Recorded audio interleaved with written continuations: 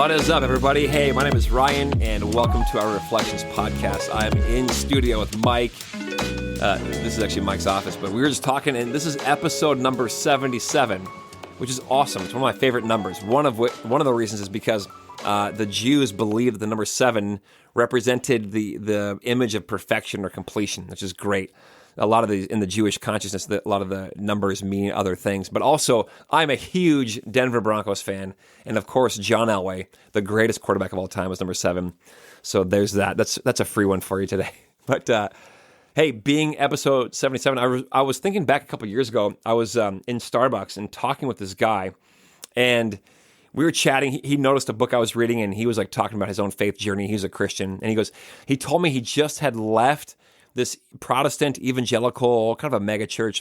He left it to convert to Catholicism.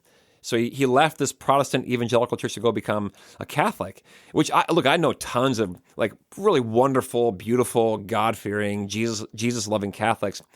But I usually see the opposite. And when it comes to conversions, a lot of folks will like leave the Catholic Church and convert to some kind of form of Protestantism or evangelicalism or something like that.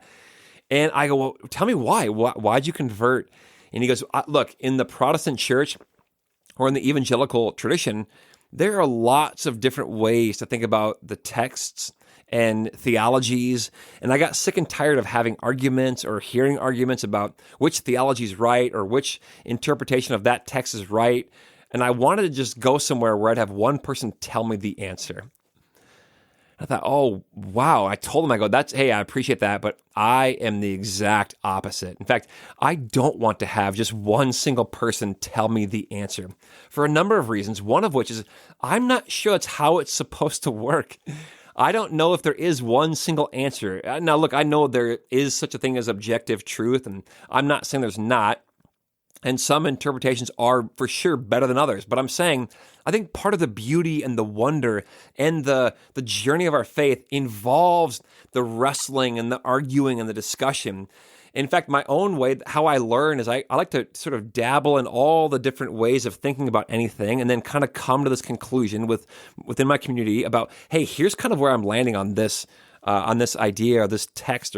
But there's so much room in some of these topics to kind of have this discussion. In fact, I realized, too, I was in good company. This is how the rabbis would teach and how they approached the text. The rabbis, of course, each had their own way of viewing, interpreting, and understanding any given text or law. So they would come to this, discussion table with their interpretation. They called it their yoke. And like, this is how I see this text, this law. And then they would say, this is the most important thing about this story or this sacred text. And then someone across the table would say, no, here's the most important thing, or here's how I would read that text. And then another rabbi would say, no, here's how I would read that text. And it wasn't as though one of them was right and the rest were wrong, which is kind of a more modern Western way of thinking about anything. Like if there are 8, different opinions, 7 of them are wrong, only one's right. But the rabbis didn't see it that way. They thought they were all honoring the text. There's multiple ways to view a text and interpret them, or things that can speak to us out of these texts. And what it means, and what does it mean to be a faithful person to the text and to God in this way? And Jesus himself had his own yoke. They call it a yoke, the way you saw the text. And he had his own. And so that was actually how they honored God and how they honored the text, was by wrestling with it, by arguing about it, by really diving deep into it themselves and saying, hey, here's how I see it, and then discussing it. In fact, they called this, when they would approach the text in this way, they'd call it turning the gem.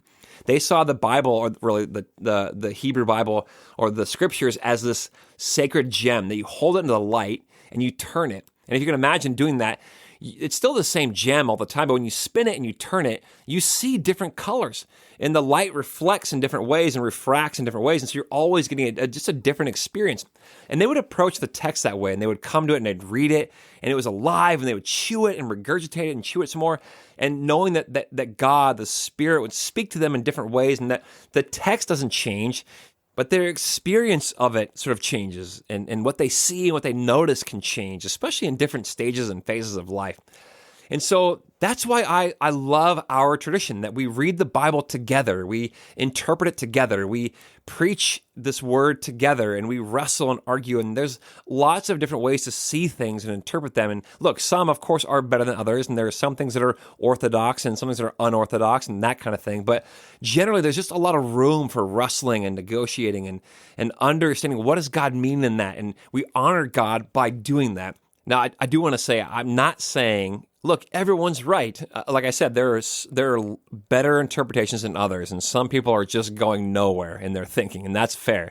What I'm saying is that we join this long tradition of the rabbis who are genuinely trying to find God and understand things like when Jesus says, love your neighbor, like what does that mean exactly? Who's my neighbor? How do I love them? What am I responsible for with them? That's what I mean, wrestling with the text and the theologies and understanding that there's all kinds of ways to see these things, and we do it together in community. So I invite you today to experience the grandeur and the wonder of God, and even the mystery of God in the text, and even with each other as we read these stories together and talk about theology together and leave room for each other, and may we experience God in a deeper way. May it grow our faith today. Amen. Peace. Hey, if you enjoy this show, I'd love to have you share it with some friends. And don't forget, you are always welcome to join us in person at Central in Elk River at 8:30, which is our liturgical gathering, or at 10 o'clock, our modern gathering. Or you can check us out online at clcelkriver.org. Peace.